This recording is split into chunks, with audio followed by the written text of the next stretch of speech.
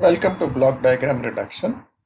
So in this example, what we see is a generic control system where we have GFS as the forward path and HFS as the feedback path.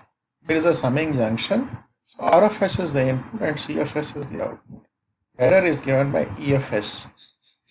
The feedback can be positive or negative. So we have shown two signs, one negative and one positive. We were going to consider both the cases when it comes to the block diagram. So let us now derive an expression for the overall transfer function of this feedback loop.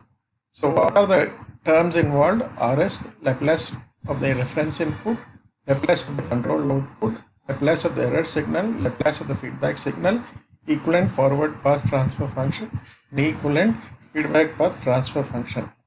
So if you derive this particular function, what you have is EFS is equal to RFS plus BFS, BFS is equal to CFS into HFS, CFS is equal to EFS into GFS. So BFS is CFS into HFS after substituting in equation 1. So EFS is equal to RFS minus plus CFS into HFS. So EFS is equal to CFS by GFS. And eventually when you solve this equation, you are going to get CFS by RFS is equal to GFS 1 plus minus GFS into HFS. So this is the equivalent transfer function. So what we have seen is whenever there is a positive sign, you get a negative feedback, and whenever there is a negative sign, you get a positive feedback. The other thing is you have some concepts called summing junctions. So summing junctions, if the summing junctions are in series, so what happens is you have R1 and R2, and so giving R1 minus R2, and then you have another summing junction R3. So eventually the total transfer function is R1 minus R2 plus R3. In this particular case, you can actually reverse or transpose the two summing junctions. So you can put the second summing junction first and then the first summing junction second. Now please remember, if there is a block in between the two summing junctions, then you cannot transpose the summing junctions.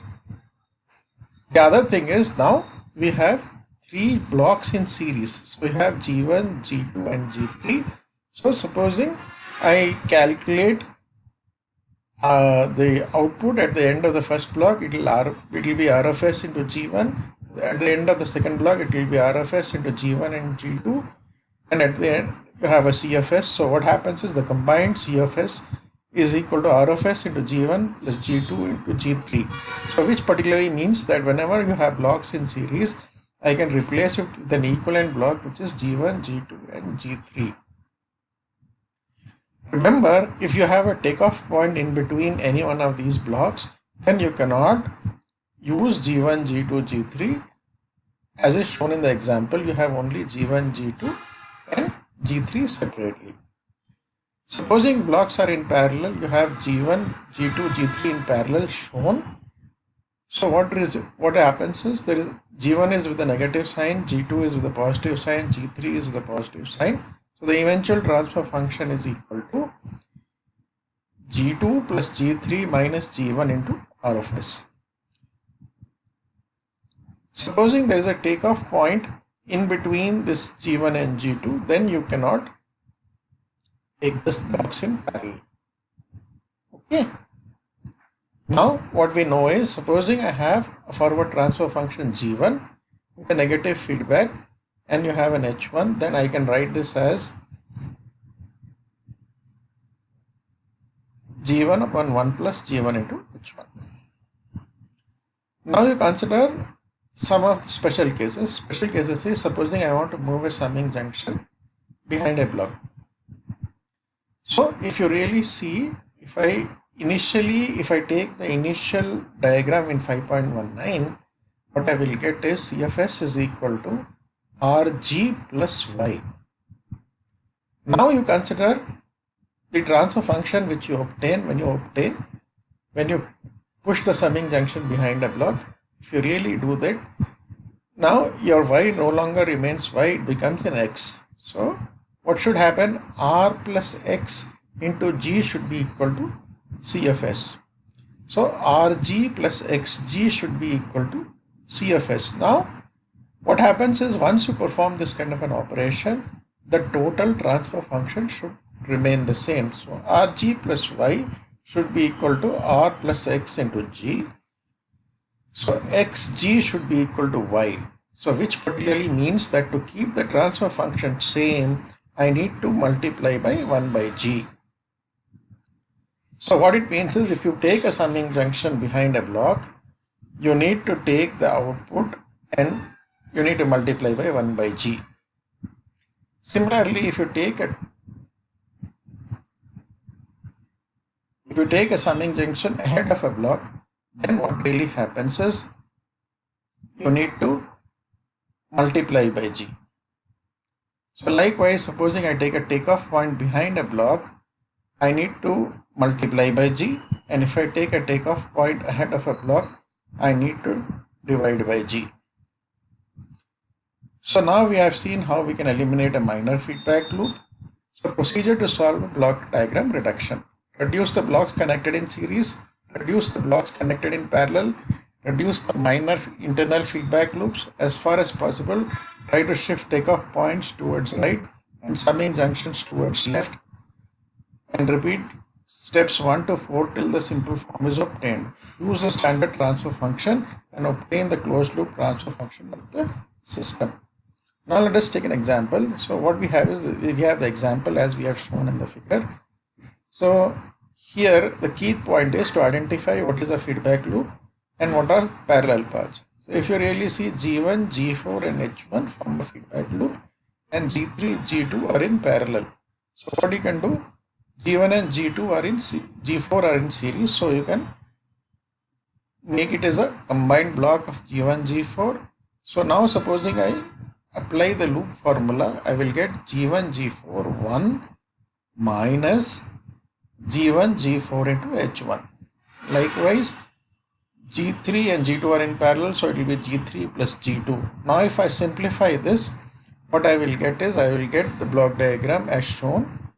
So if I resolve this, I will get a block diagram with G1, G4 1 minus G1, G4 H1 into G2 plus G3 in series with a feedback loop of H2. Now if I resolve this feedback loop, I can get the overall transfer function of the system. Now let's take another example. In this particular example, what happens is G2 is having a simple feedback loop. Now G5 and H5 is a minor loop. Let us in this example consider only one input. So let us ignore the X of S for the time being. So let us solve this particular problem. So supposing I have a feedback loop. So G2 into 1 plus G2 into 1 plus G2, G2, G3, 1 plus G3. This is into the feedback loop. The moment I solve this, I can get a overall transfer function.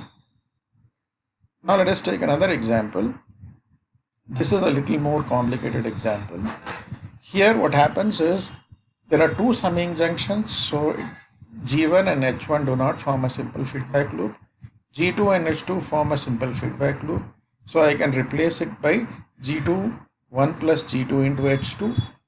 However, now I need to take H1 to the right of the summing junction. So I need to divide by 1 by G. So which means I will get H1 into 1 plus G2 H2 by G2, and there I have G1 G2 1 plus G2 into H2. So now you need to resolve the top feedback loop first. So you need to do G1 G2 1 plus G2 H2 divided by 1 plus G1 G2 1 plus G2 into H2, and here you have H1 1 plus G2 H2 G2. So now this is a simple feedback loop. You can resolve this and you can get an equivalent transfer function as shown in the block diagram. Likewise, you take another example now. In this particular example, what you can do is see this G1, G2 and H2 are not in a simple feedback loop. So what happens is G4 and H1 are in a simple feedback loop. You can resolve this by taking first G4 by 1 plus G4 into H1, and in this particular place you can take this takeoff point to the right. If you take a takeoff point to the right, you need to divide by G, so you will get G3 by G2. So now G3 by G2 and 1 are in parallel, and G4 and 1 plus G4 H1, and you get a simple feedback loop G1, G2 and H2. So what you can do is resolve G1, G2, H2 by doing G1, G2, 1 plus G1, G2, H2. So now you get 3 blocks in series, and once you have 3 blocks in series, you can actually multiply them to get an overall transfer function, and then you have a unity feedback loop. So obviously if you solve the unity feedback loop using a simple transfer function, you are going to get the overall transfer function. So likewise, you can attempt the other problems in this particular PPT as shown, and you will be able to determine the overall transfer function in several of the other cases. These are left to you as an exercise.